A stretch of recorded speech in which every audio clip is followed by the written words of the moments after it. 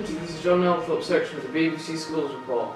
My name is Matthew A, and our first story warns of wins and tragedies as we delve into the world of cryptocurrency and how it has affected people's lives. Then, later, we will be finding out about a nurse from Brig who gave a role in the First World War. But for now, Will has been looking into cryptocurrency, and here is what he found out. Cryptocurrency. It's the thing that seems to be on everyone's mind at the moment. But as more of these virtual currencies emerge, many are left wondering, what exactly is a cryptocurrency? A cryptocurrency is a completely digital currency. It has no physical representation, unlike a normal currency. For example, this banknote is a physical representation of £5 sterling, but the plastic it's made of isn't worth £5. Its value is attributed to it. However, cryptocurrency doesn't rely on a physical representation. It's purely digital. Because of this, many don't acknowledge it as a real currency, as you can't physically hold it in your hand. And if it doesn't have a physical representation, how can we keep track of it? Cryptocurrencies are kept track of in a ledger, called a blockchain. This is completely viewable by the public as no one is truly in charge of a cryptocurrency. They're based on the consensus of those who participate in them. This is to stop corruption and people essentially giving themselves more money. When people buy or earn a currency, it's stored in a cryptocurrency wallet as a code. This code can then be used to access the ledger and essentially spend their currency.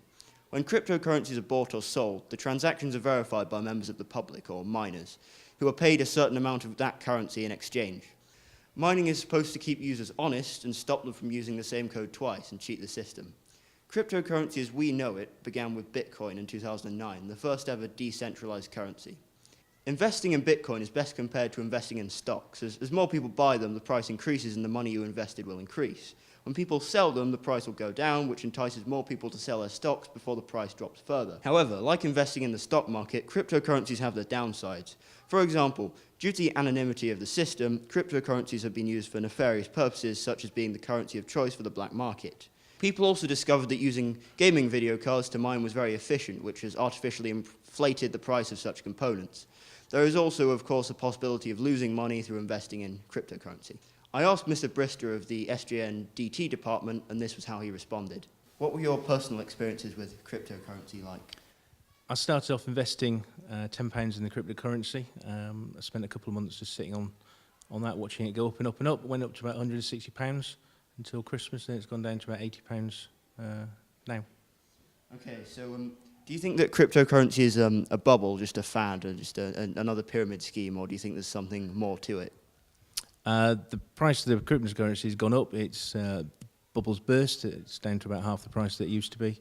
So it's not as good a scheme as it used to be, perhaps. So what would you say to someone who was thinking of maybe investing in cryptocurrency? I would suggest only investing in any money that you're prepared to lose.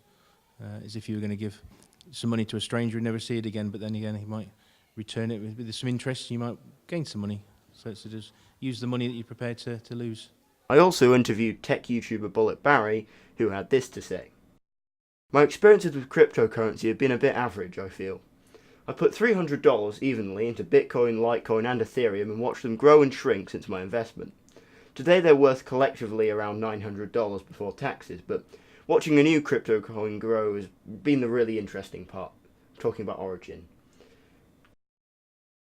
I think people had sort of a get-rich-quick idea with crypto coin, and once people realise that isn't going to happen overnight, that bubble's going to burst.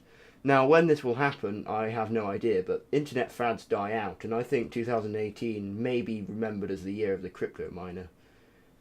I would say invest in something you know is already off the ground. It may not be the best advice, but new coins are more often than not a scam these days, and if you're going to invest, set it and forget about it for a few years into something that's stable, transferable and safe.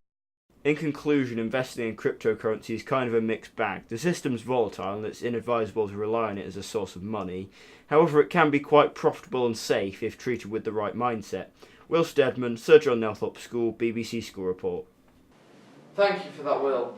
Moving on to our next story. 100 years ago, Ellen Andrews was walking home from work as a nurse, helping the wounded in World War I, when she was fatally caught in a bombing raid. SJN Nelthorpe is now putting up a display to mark the 100-year anniversary. Our correspondent Tom Shoulder has more. Ellen Andrews was born at Gedney Fen, near Hull Beach, in the spring of 1886. Her family moved to Rawby in the same year, and she was baptised on November 21st in the local church. She She was later joined by her brothers James in 1888 and Henry in 1890, but tragedy fell on the family in 1891. Ellen's father was recorded to have died in the nearby city of Hull, aged only 26. 20 years later, in 1911, Ellen was recorded as working as a nurse in Leicester. On the 10th of March 1917, in the middle of World War I, she volunteered to treat wounded soldiers who had managed to return home. The same year, she was asked to continue her work in France. She arrived in the country on the 14th of July. A year later, on the 21st of March 1918, after almost 1 year on the front line, Ellen was tragically killed in a bombing raid. Ellen's mother did not receive her belongings, so she sent a letter to the army. Dear Sir, have not received my daughter's belongings, Sister Ellen Andrew, yet his kit and valuables was sent to base Friday, on the 23rd of March, for transportation for England, and all care as to their safety. Yours sincerely, H. Leeson, NR Post Office, Rorby. For her actions, she posthumously received a military medal. It was 7 months before the end of the war. Very interesting, thank you, Tom.